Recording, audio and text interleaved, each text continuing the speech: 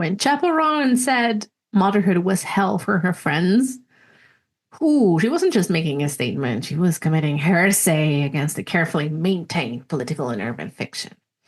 So today on the Scenic Route, we kind of expose or try to put into words why we celebrate men who stay clear from parenthood while punishing women who dare to speak the truth, and how tradwife fits into all of this. It will, trust me. Grab your beverage of choice and let's dive into what happens when women dare to drop the mask of maternal bliss, and how that backlash isn't about protecting families. It's about protecting a profitable system built on women's silence.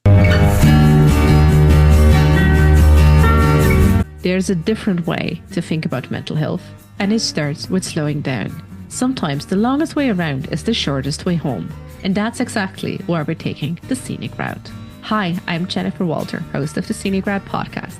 Think of me as your sociologist, sister in arms, and rebel with many causes. Together, we're blending critical thinking with compassion, mental health with a dash of rebellion, and personal healing with collective change. We're trading perfectionism for possibility and toxic positivity for messy growth. Each week, we're exploring the path to better mental health and social transformation. And yes, by the way, pretty crystals are totally optional. You ready to take the Scenic Route? Let's walk this path together. As a sociologist and feminist, I wasn't surprised at all when Chappell Roan on the recent episode of the podcast Call Her Daddy said her friends with kids are in hell. I mean, yeah. I feel you. We feel you. And I also wasn't surprised by the fury that followed from conservatives. Because this is precisely what happens when a woman speaks too plainly about the realities of motherhood as she sees them. And while we don't interrogate the conditions making mothers suffer, we interrogate the women who dares to name them. Meanwhile, I think it was not that long ago when Seth Rogen said on a talk show that not having kids helped him succeed, and he and his wife clearly decided not, like, it was a very conscious decision not to have kids, which is very cool. You do you. But he, like, the media narrative around this interview, like, he has been seen as like wise and grounded. And when we look at the narrative following Chappell Roan, when she says her observation that her friends with young children are exhausted and joyless, she's accused of kind of like being bitter, immature, anti-family, like, yeah, the whole shenanigans, right? And just this contrast alone kind of like tells us everything about what we value. It's not the honesty, it's the performance. So, and I feel it's really important to kind of like look into the distinction between motherhood as an experience versus an institution. Adrienne Rich, in her book of Women Born, draws a distinction that remains quite essential: the difference between motherhood as experience and motherhood as institution. Motherhood as experience is real, contradictory, human, like precious, joyful, hard, flawed, right? It's all the things. It's full of long days and short years, and it's full of intimacy and loss and joy and rage and connection and disintegration and right? It's the lived reality of caring for children. It's messy and complex, deeply personal and wonderful. Yet, motherhood as institution is a culture and political script. It demands women's sacrifice, smile, and obedience. It clearly defines a good mother, air quotes, as one who is endlessly available, grateful, emotionally visible, and preferably with a good blow dry, right? Institution doesn't merely describe motherhood, it prescribes it, enforcing very narrow boundaries of acceptable maternal behavior, right? And don't you dare say you regret having kids. Like that's puts you right into Dante's whatever kind of ring of hell. So yeah, Chappell Roan kind of again was one of the recent examples that of people who broke the silence. And the backlash that followed wasn't about what she said, right? It was about what she kind of disrupted by speaking things out loud. And to look at the role of mother, I think it's really interesting to, and the role of a good mother, to look at Irving Goffman's theory of dramaturgy, right? We are all actors in our very own social performance, right? We go on stage and we perform. And motherhood in particular is a very, if not the most scrutinized role nowadays, right? The performance is very rigid. The good mother, as said, nurturing, calm, selfless, fulfilled, as said, preferably Becky with the good hair. And she must never appear overwhelmed or ambivalent or angry, God forbid. And to drop that mask while on stage, to admit that the role is crushing, is to invite condemnation. And this performance doesn't merely burden individual women, it also serves as a broader social function, right? While by keeping mothers focused on their personal adequacy rather than structural inadequacies, we prevent collective action that might demand better conditions for care work, right? Better conditions for childcare, better conditions for like work and life balance. So Chappell, she reminded us that the stage is really a stage and a set, and that behind it, the actors, we women with kids, are often exhausted, unseen, and fucking unsupported. And for that, she was dragged. But it's very important to highlight that, again, this is all structural. Right? It's happened. This is what happens when society asks women to raise children without affordable childcare, paid leave, social support, or just general fucking rest. Right? I mean, yes, of course, we are unhappy. Maybe we're not unhappy like all day, every day, but we are unhappy, right? It's what happens when an entire economic system is propped up by the unpaid labor of mothers and then gaslights them into thinking that their exhaustion is a personal failure and they can fix it with, I don't know, whatever kind of weird relaxation candle Gwyneth Paltrow wants to push. So, I mean, some stats for you, right? According to Bureau of Labor Statistics, women spend 37% more time on unpaid household and care work than men. The economic value of this unpaid care work is estimated around 11 trillion globally. Yet, this number is it's invisible. It's nowhere in GDP calculations, policy considerations. It's just taken for granted. And Laurie Penny writes it very articulately in saying the unpaid invisible labor of women is what keeps the world turning. And it also keeps turning because we have been told to fucking smile through it and just shut up. Right? It's kind of like the chick song, like just shut up and sing. or just smile and say, I never got the lyrics to that. Anyway, so, and then, interestingly, not interestingly, Seth Rogen isn't vilified for saying he doesn't want kids because our culture doesn't require men to anchor their identities in care work. We don't script masculinity around emotional labor or self-sacrifice. So when a man chooses not to be a parent, it's autonomy, wise decision. When a woman critiques the system around motherhood, it's betrayal.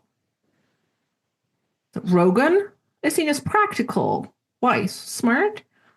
Rowan, oh, dangerous, a threat. So, and at the beginning, I promised you the tradwives will fit into this, and they will. So here we go. Right, it's this whole. It fits into this whole narrative and this whole stage play of motherhood, right? The rise of the tradwife movement from the last couple of years, as social media fueled return to traditional values, where a woman embrace hyper domesticity, submission, and performative femininity.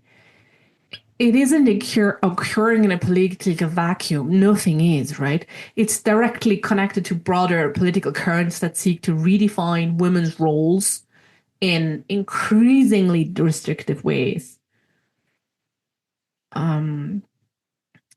This movement has gained momentum alongside the rise of right-wing populism globally. What began as an aesthetics nostalgia for 1950s vibes and lifestyles has evolved into a political stand that intertwines with conservative and nationalist agendas.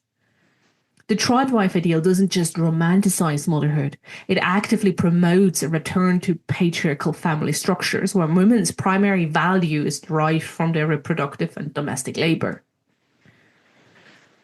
The whole political dimensions become very clear when we examine who amplifies these messages. I mean, conservative media outlets, politicians promoting family values, and religious organizations. I mean, politicians who, themselves have a gazillion kids by a gazillion different women. So whatever, take that for whatever family value that is. I don't know. And religious organizations fighting against reproductive rights and have all embraced the tradwife aesthetic as a proof that women naturally desire traditional roles. And again, if this is on an individual level, if this is what you personally desire, yes, go do that. But be mindful of how this can be institutionalized. Anyway, the rhetoric around protecting the family, the core family, often translates to policies that restrict women's economic independence, reproductive autonomy, and political voice. And it's a word or a term that comes in a lot of conservative right-wing parties, right? When we also think of the AfD in Germany. So all of this is very evident in political campaigns that use motherhood as a moral credential, right? Female politicians are often required to perform perfect motherhood while simultaneously proving their professional competence. A double standard their male counterparts rarely face. I mean, would you imagine a female Elon Musk having, I don't know, a boatload of children by a boatload of different men? How this woman would be seen in society? And dare imagine this woman might be black, right? Just this makes it all just mind-boggling nonsense. So, meanwhile, legislation that would actually support mothers, paid family leave, subsidized childcare, maternal health care, is frequently blocked by the same political forces celebrating the tradwife ideal. So the whole tradwife aesthetic packages the institution of motherhood in soft lighting and curated table settings and homemade butter churns and all those.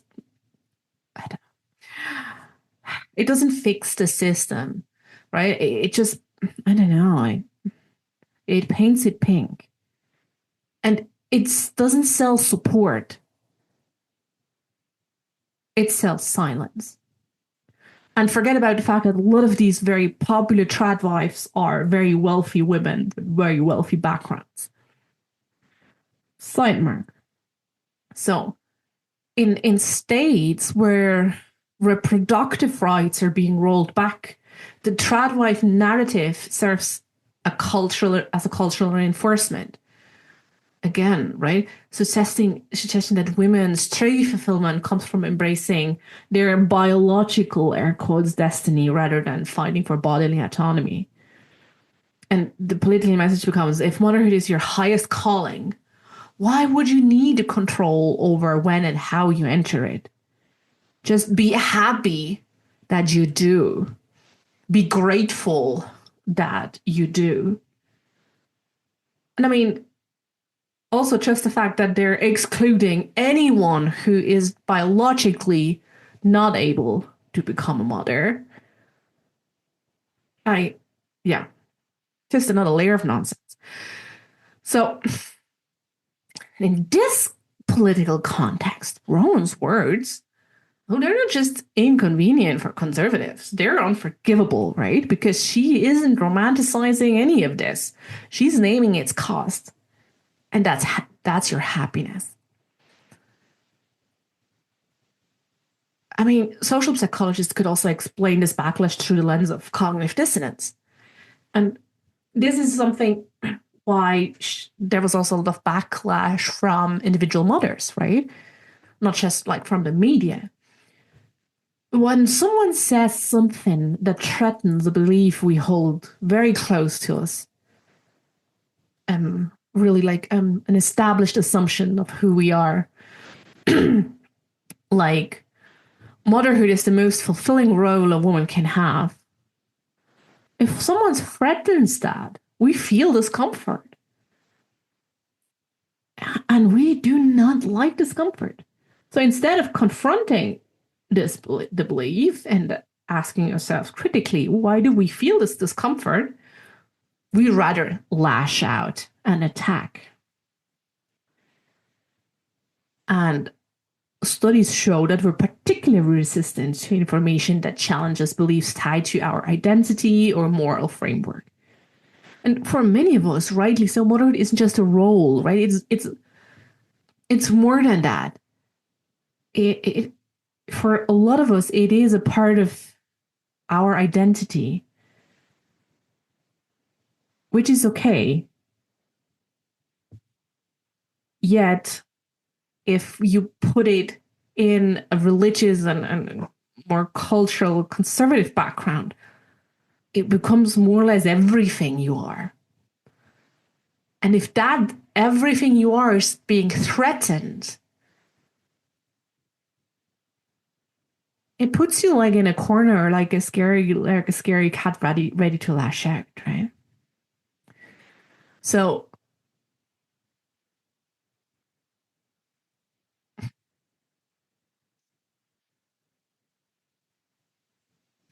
it's interesting that I always believe when you feel truly bothered by something someone says, you should look inwards, right? And if you felt anger, like when you heard Chappell on the podcast, and you felt angry or disappointed or mad, whatever, if your first reaction to her comment was anger, really ask yourself, okay, what version of motherhood are you protecting? Ask yourself who taught you that suffering in silence is noble, a noble cause? Who taught you that motherhood equals martyrdom? And ask yourself who benefits from you believing that? Ask yourself what political interests are served by keeping mothers isolated and focused on personal rather than structural solutions. Ask yourself what part of yourself is still waiting for permission to say, this is all fucking too much. Because, babes, believe me, the real betrayal here isn't Rowan's honesty. It's the culture around it that makes honesty feel like treason.